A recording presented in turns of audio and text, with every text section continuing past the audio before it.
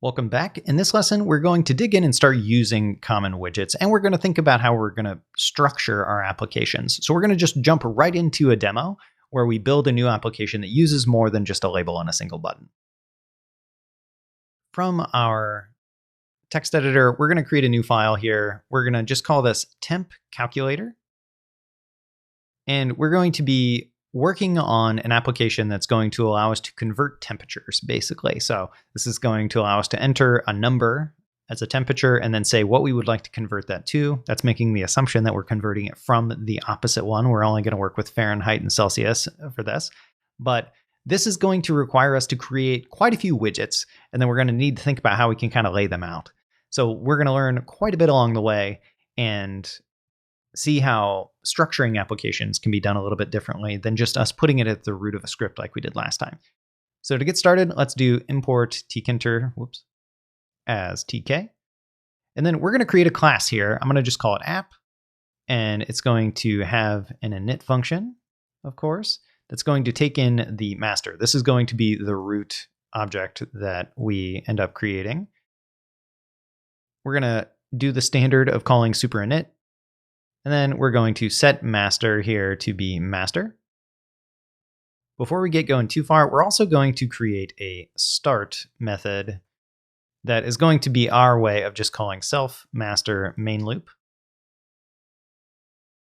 And then underneath here, we're going to do an if main snippet where we'll just do root equals tk app equals app with root passed in, and then app.start is going to be the thing that actually starts it.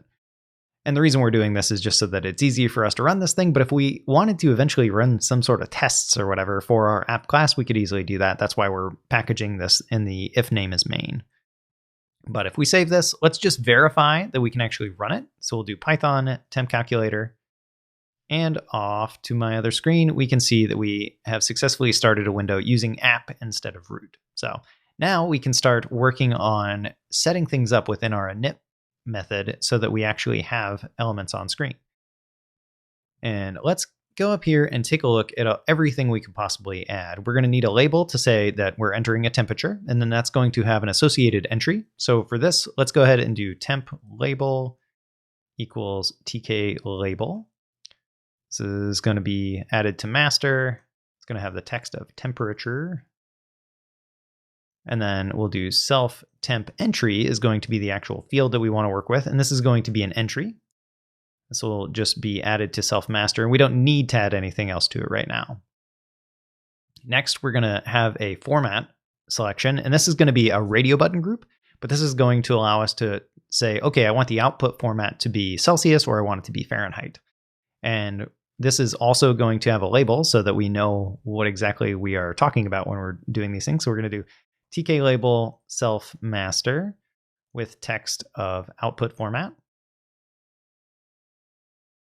From here, we're going to have two radio buttons that we need to work with.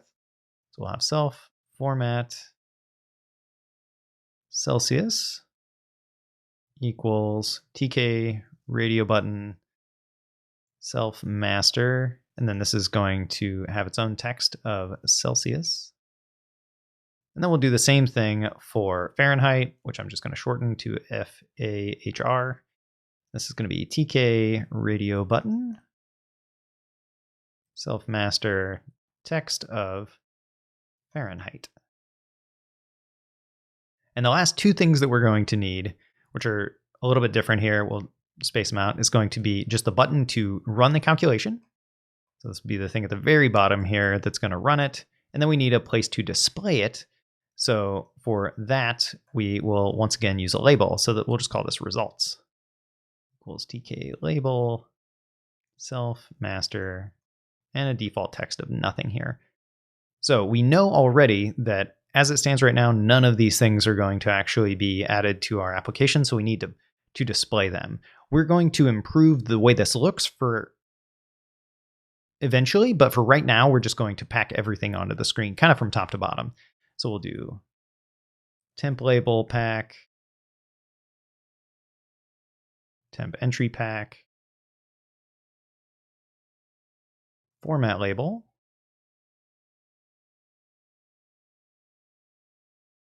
format Celsius, format Fahrenheit. This is going to be button and results. We're just doing this to make sure that we can get everything on screen and that we have enough things to work with, even if they don't look good while we're doing it. So let's come back down here and run this application one more time. If we pull the window over here, we can see that it did just pack it from top to bottom here. So we have an entry, we have some radio buttons. You'll notice that they are not associated with one another, and that's going to be something that we need to fix. There's a label for each of those things, and then we have a way to calculate it, but it doesn't do anything because we didn't give it a command. So we're at least displaying everything that we need right now. So let's go ahead and close this. Our next step, because we're only talking about the widgets in this particular one, is going to be fixing this up, making sure it looks a little bit better. And to do that, we're going to use frames to actually group things together. We want a frame to kind of hold the temperature input, a frame to hold the format input, and then the button and the results can kind of live as they are already. But to do this, we're going to create a temp frame. This is going to be TK frame self master.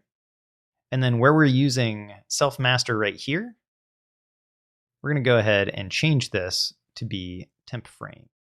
So we're adding it to a different frame and we'll lay it out from there.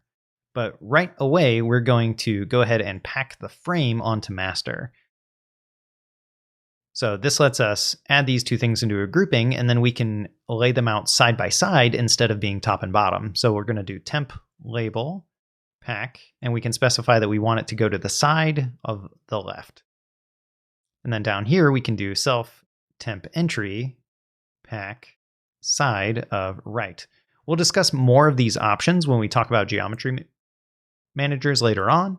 But for right now, this is going to allow us to, instead of putting them one on top of the other, we can put the temperature label right next to the entry that we want to have. We'll do a very similar thing here for format. So instead of temp here, we'll just set this to format frame. Oops.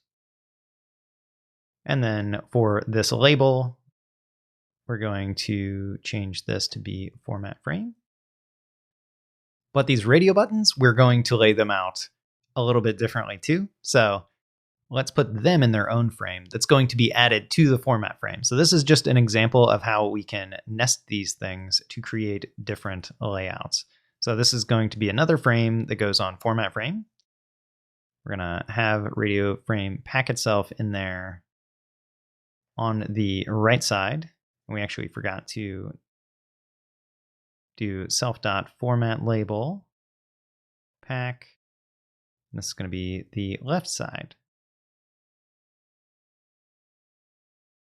So let's come down here and adjust some things a little bit. Let's go ahead and pack this button and results pack. We'll just do those as normal, and then we'll get rid of the rest of these now that we're trying to structure this a little bit better. And if we go ahead and we run this, let's just see how this is progressing. We're not done yet, but we should be able to see things a little bit differently. So now temperature and the entry are going to be on the same line because they're packed sideways, but then their frame is packed from top to bottom within master. And then we're going to be adding the same thing kind of here. So let's see how we can go ahead and use the radio frame that we've created to make things look a little bit differently. So radio frame is going to be beside the format label, and it's within its own frame. But now we have the option of adjusting how these are displayed. So let's go ahead and change this to be radio frame. And radio frame here too. And if we do format Celsius pack, let's just do the standard pack for right now and see how things look. If we go ahead and save this, we'll come down here and kill this with Control-C and run it one more time. And we have kind of an interesting look here. We have Celsius and Fahrenheit both stacked on top of each other because that's how they're packed, but they're right next to the format here. So this is one way we could do it, or we could come back in here and we could just say side left on this and then side left on this. This will just kind of put them, packing them in sideways, but not trying to put any sort of space in between them at all. And now if we go down here, cancel this and run it one more time, we'll get an even different look for it. So now we have output format and Celsius and Fahrenheit right next to each other. And I think I prefer how this looks. But that's the power that frames kind of give us for dictating the look of our application. But one of the biggest takeaways that we can have from this is that creating widgets, so labels and entries and radio buttons, all the way down here, even to frames, it all pretty much follows the exact same process. It's you instantiate the class, you give it whatever its container is, and then you can pass it some optional arguments.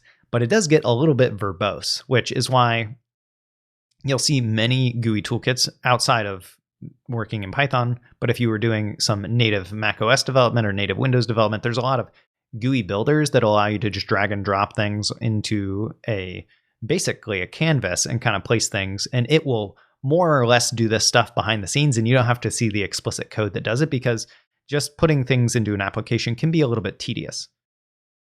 We're going to continue working on this application with variables and setting up the command to actually run the calculation in the next lesson. But right now we're just looking at the widgets, and you can see that we were able to build a halfway decent looking UI just using the standard widgets that we are given and realizing that there are some arguments that we can pass to Pack to kind of move them into different positions. So just to hit this again, the big takeaways here are that we can organize applications using classes. What we did in this example is a lot easier to understand and follow down the line because we organize things into classes. So by having our init of our application go and set up all the layout, that made it a lot easier for us to see, like, okay, this is where all the layout code goes. This is how everything gets added to the page. And we could go further and break those into different methods that exist inside, but that allowed us to go there. We did also see in that exact same process that layouts are verbose and they're kind of annoying, I will say, just to go and build an object and pack it back onto the thing and continue going down that route. But that did show us that it's pretty much universal in how we go about creating widgets and getting them added into our application. So now we're ready to continue creating layouts and applications, but also now we're going to dig into variables and how we can use that to utilize data in our application and build really neat functionality into the apps that we make.